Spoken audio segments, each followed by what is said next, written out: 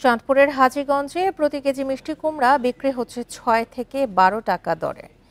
ক্রেতা সংকটের কারণে বিপাকে পড়েছেন চাষিরা। ফলন ভালো হলেও ন্যায্য মূল্য না পাওয়ায় হতাশ তারা। জেলার বিভিন্ন উপজেলায় কুমড়ার কম বেশি আবাদ হলেও হাজীগঞ্জের ডাকাতিয়া নদীর বলাখলা, শ্রীনারায়ণপুর ও অলিপুর গ্রামে বেশি চাষ হয় হাইব্রিড জাতের মিষ্টি কুমড়ার।